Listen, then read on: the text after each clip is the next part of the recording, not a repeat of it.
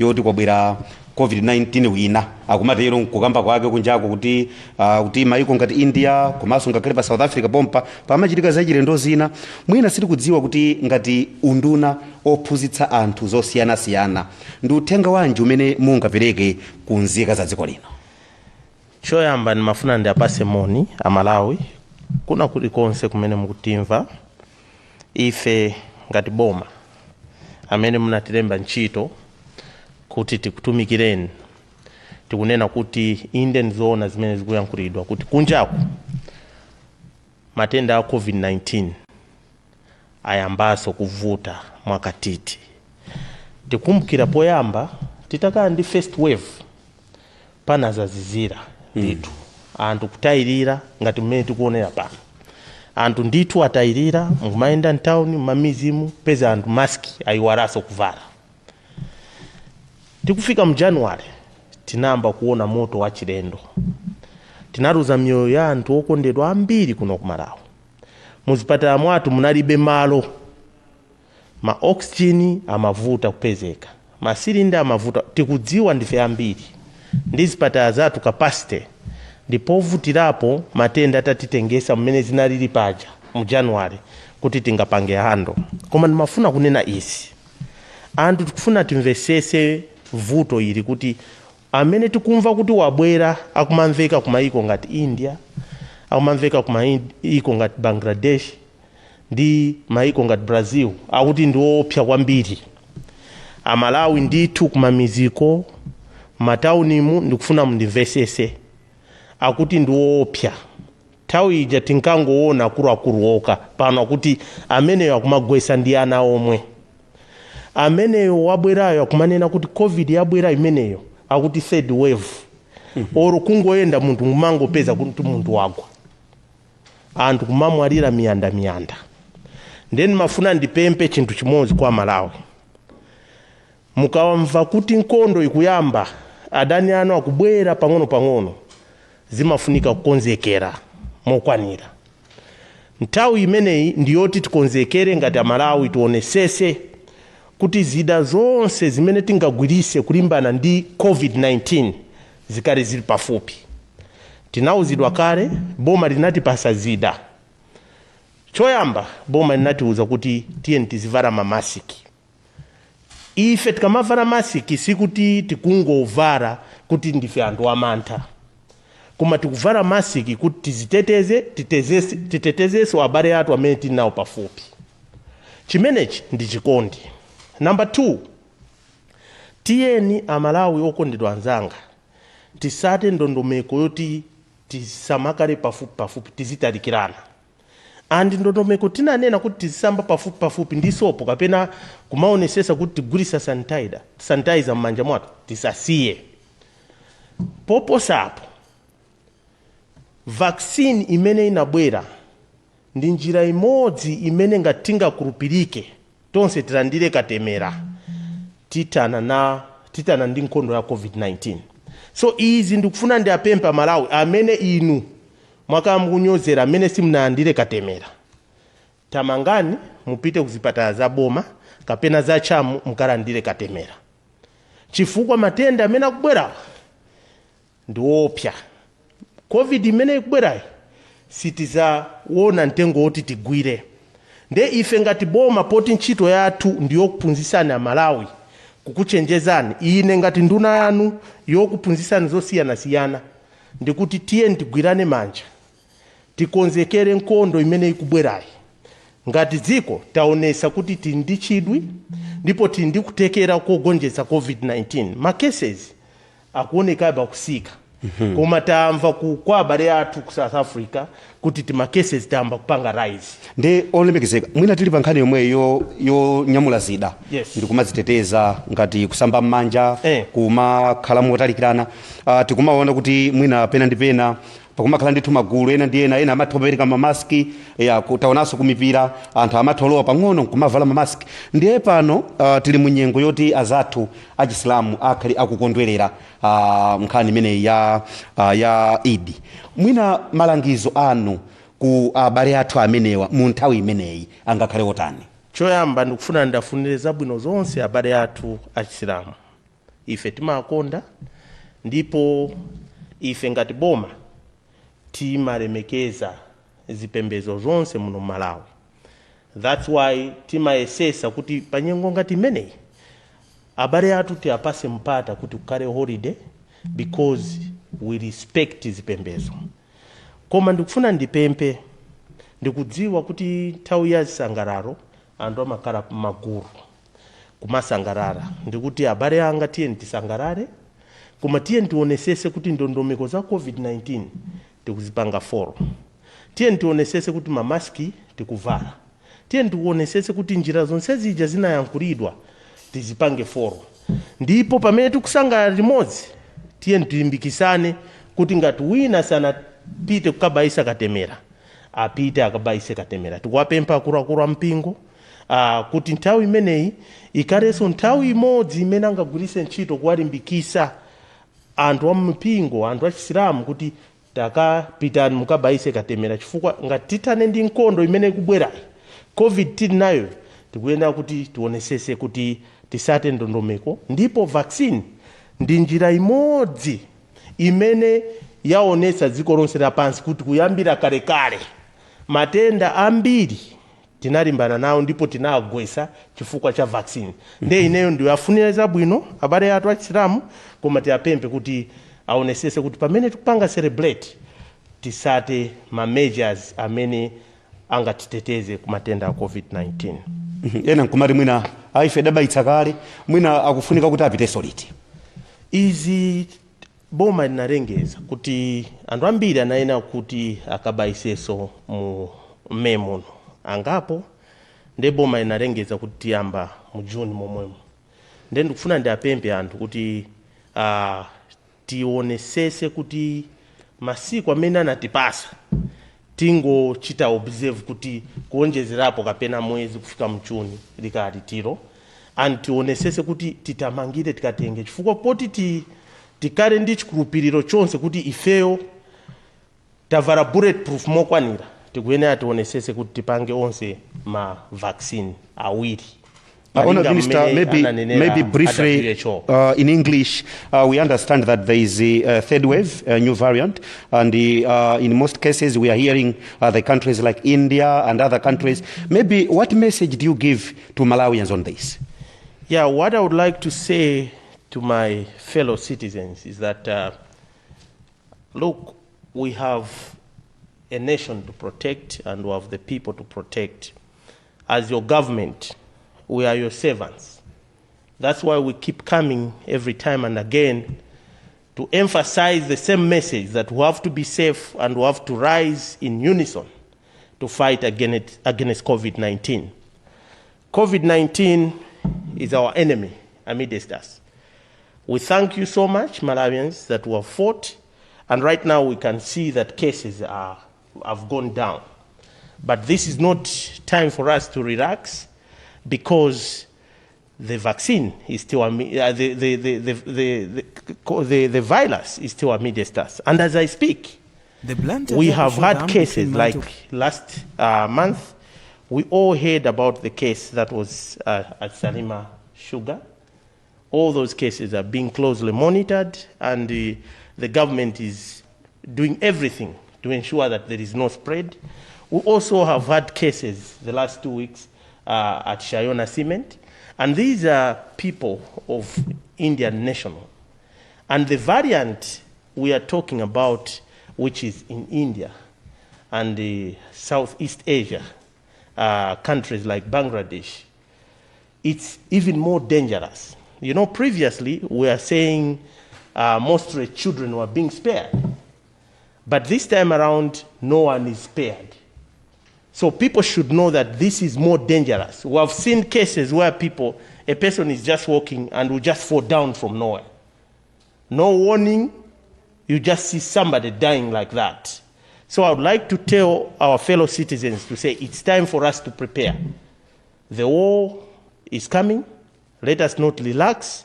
Let's make sure that we are following all the measures which we are given. These are the only tools we are going to use to successfully defeat this enemy called COVID-19. Number one, we should make sure that we become royal in ensuring that we're wearing masks. This should be part and parcel of our life. Just as you put on a shirt, you put on a trousers, we should make sure that we're wearing the face mask. Secondly, we should make sure that we're maintaining social distance. We should also make sure that we're washing our hands frequently, including sanitizing. But beyond that, we have the vaccine, which is a very powerful tool. If I was to group all these, I would say the vaccine is an atomic bomb. If we follow closely and make sure that all of us are vaccinated, just like our president did, just like all our prominent traditional and religious leaders have done, including our judges, our vice president, all of us, we are going to defeat COVID-19. So if we remain loyal to these measures, including the vaccine, we are going to be ready to fight any kind of variant that might come to Malawi. Maybe, Honourable Minister, what message do you give to our brothers and sisters in the Muslim community? They are celebrating Eid al-Fitr. Maybe if you may have a word or two to them as they are celebrating. We wish them a happy celebration on Eid. We love our Muslim brothers. As government, that's why we dedicate a holiday for them. We can assure them that we are all going to celebrate together. We know that Islam is a religion of peace. And we would like to request them that as they celebrate, they have to follow all the preventive measures because the enemy is advancing towards us. We want all of us to be ready. So let them encourage our brothers and sisters in the Islamic faith to follow all the preventive measures as stipulated by the guidelines from the government. Let them follow wearing face masks, maintaining social distance, washing their hands frequently, and maybe this is an opportunity for them to encourage the citizens to make sure that they should get vaccinated. For those who are already vaccinated, let's make sure that we follow the instructions for us to go back and do our next jab. But for those who are not vaccinated, please rush. This is your time. If you miss it, it is your own problem. But government wishes every citizen well, that we should all be prepared and be ready to fight and defeat this animal called COVID-19. Thank you so much, Honorable Minister. Kuyankhulatu kumeneko kwa nduna amene amaona zophunzitsa anthu zosiyana-siyana ijamati civic education, Honorable Timothy Ntambo. Akutero ndithu kuti tiye tichenjere ngakhale boma lidakhwefulako zina ndi zina koma tisatayirire. Moyo ndi wathu, phukusira moyo sakusungira ndi nzako. Nchifukwa chake ndithu amatero kuti ngakhale ukamawoloka mtsinje sungoponya miyendo yonse nthawi imodzi, umayesa ndi mwendo umodzi pang'ono ndiye boma likumayesa kuti kodi tiyitani kuti tipulumuke pa nkhondo imeneyi. Ndiye mmene tinakambira poyamba paja kuti tachitanso mwayi lero tili ndi Dr. Wilfred Chalamila Nkhoma kuti atifotokozere mwina tsatanetsatane wa mmene zinthu zikuyendera tsopano pa muliri umenewu. Takulandirani Dr. Zikoma kwambiri Robert. Anthutu akufunitsitsa atamva kuti kodi mwabwera ndi uthenga wanji. Woyamba uthenga nkuti odziwe chiwerengero cha anthu odwala COVID chili pati. Kuyambira dzulo kufika lero 24 hours zapitazi, anthu okwanira 737 ndamene anayesedwa. Koma mwa anthu amenewo amene apezeka ndi matendawo ndi anthu 14 kutanthauza kuti anthu awiri mwa anthu 100 aliwonse amene anayesedwa apezeka ndi COVID. Mwachisomo cha Mulungu palibe amene watisiya chifukwa cha matenda a COVID mu nthawi imeneyi. Ndipo ndawuzenso Amalawi kuti lero ntsiku lachinayi ndi lachinayi inde komanso ndiwerenga mbuyomu kuti dzulo kuyambadzana dzulo lero ndili nalo pamene takhala opanda munthu amene watisiya ndi matenda a COVID. Tikadafuna zikadapitirira motere zinthu zimenezo.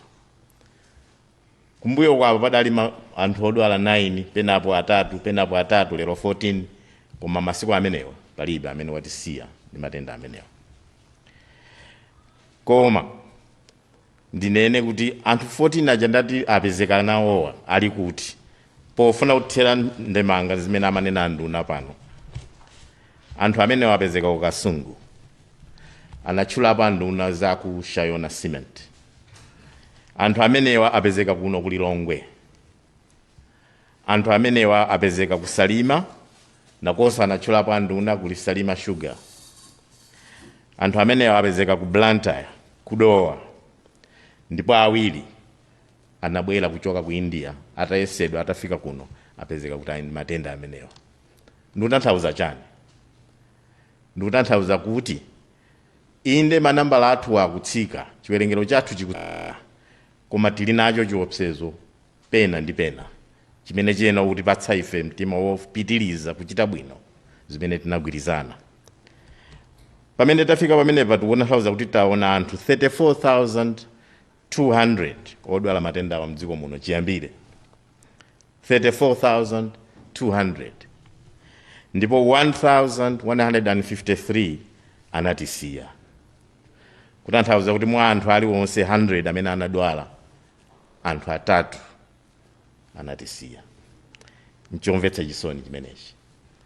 Inde nzoona kuti anthu 32,176 anachira. Kutanthauza kuti mwa anthu 100 olonse amene anadwala anthu 94 akuchira. Tikanafuna kuti zipitirire kuposa pamene popo. Komanso pofika lero tidziwe kuti alipobe ena amene akadadwala kwakukulu. Tinde anthu asanu ndi anayi, anthu 9 amene akadali mzipatala zathu zija zoonetsetsa kuti anthu amene adwala kwambiri alandire chithandizo. Anthu amene alandira tsopano katemera monga ananena nduna. Chimene chili chida choti tisachiseweretse iya. Ngati ndipo nakonda nduna amene ananena kuti ngati atatifunsa munthu kuti kodi ndi njira ziti zimene zingatithandize kugonjetsa mliri umenewu, katemera akhala patsogolo. Katemera akhala patsogolo. Umboni umenewu waoneka osati kuno kokha komanso kumayiko ena kumene azathu alandira kale. 330,000 Malawi muno, 330,348 alandira katemera ameneyo. Koma pale ambiri amene asanalandire. Tidanenapo koyambirira kuja kuti cholinga chathu nkuti anthu 11 million Malawi muno alandire katemera ameneyo. Tikadalipo mtunda ukadalipo. Mtunda ukadalipo. Kuchoka pa 330,000 ukafika pa 11 million ni mtunda waukulu. Ndiye kuti anduna azophunzitsa anthu ntchito adakali nayo kuti kumudziko uthenga upite ndithu. Ndipo nchifukwa anali pano anena momveka. Ndipo ndidziwa kuti sikomaliza kubwera kudzanena zimenezi azibwera ndithu anthu azimvetsetsa. Sangafune iwo kungobwera udzangocheza pano ayi. Ndiye tipemphabe doctor kuti mukamaliza mchichewamo mutachitanso in English so that maybe people should also understand better. Let me do it right away. In the last 24 hours, a total of 737 people were tested for COVID. Out of those, 14 tested positive, meaning out of every 100, about 2 people were found positive. There were 2 that were admitted to our wards, but fortunately, and we thank God for that, not a single person passed away from COVID in the last 24 hours. And another good news is, this is the 4th day we have seen this kind of picture. We had 9 cases, 3 cases, and 3 cases in the last 3 days, and no death. We hope that we can continue to do this. Indeed, we expect this to happen, especially when we have covered our population with vaccine to the extent that we would like to. But what it means is that as of today, 34,200 cases of COVID have ever been diagnosed in the country. And sadly, 1,153 cases have passed away. May their souls continue to rest in peace. A bit of good news is that out of the 34,200, 32,176, or 94% of them, have actually recovered. We hope we can continue to do this. But there's still a warning. We still have over 700 cases active walking out there. 9 are still in hospital. These are capable of passing this infection around. And we need to be vigilant and not let our guard down. We have ways to prevent it. Wear our masks, wash our hands, watch our distance. And finally, which is, as I said, like the minister said, the bullet vaccine. Let's all get it. That's why I can also tell Malawians, to date, 330,348 of us have already received this vaccine. We would like 11 million to get it. We still have a long distance to go. And I am calling on all Malawians, just like the minister did right now, please go and get your jab. This is the best that we have to prevent ourselves, but also to protect the whole nation. And let me add what the minister said to our Muslim brothers and sisters. Congratulations. We wish them a good celebration. Eid is here. I'm sure they are happy. We are all happy for them. But we are also aware that it is gatherings like these that promote transmission, because we may meet in bigger groups. We may forget about the distances. We call upon them to celebrate with responsibility. Let them watch the distance. Let them put on their masks. Let them have smaller groups. They can still celebrate without losing any of the investment that they have made. Thank you so much, Doctor. Kuyankhulatu kumeneko ndithu kwa Dr. Chalamila Nkhoma kutifotokozera ndithu kuti tatiyeni tilimbe mtima, tisafoke kumapita kumakatenga nawo ndithu vaccine imeneyi ndizofunikira kwambiri. Katemera akuti ndi amene wadziwika kuti ndiye chida chimene chingatithandize kwambiri kugonjetsa mliri umeneyu wa COVID-19. ndipo atsindika ndithu kuti anduna zophunzitsa anthu zosiyanasiyana ali ndi ntchito ndithu chifukwa mtunda udakalipo. Komanso akuti akufunira Asilamu chaka chabwino kapena kuti mwambo wabwino, kuti pamene akusangalala nalonso dziko likusangalala, koma asayiwale kuti kuli mliri umenewu wa COVID-19. Iyayi Dr. tikuthokozeni kuti munapeza nthawi yodzagawana ndi Amalawi zimene zilipo. Tithokozenso anduna amene amaona zophunzitsa anthu zosiyanasiyana amene wandi Timothy Ntambo kuti anapezanso nthawi. Pamene panso ndiye pamapeto pakuulutsa kwathu kwa nkhani imene yokhudza ndi COVID-19 kuchokera kuno ku MBC. Ine ndi Robert Kalindiza. Kufikira tsiku lina tingoti madzulo abwino.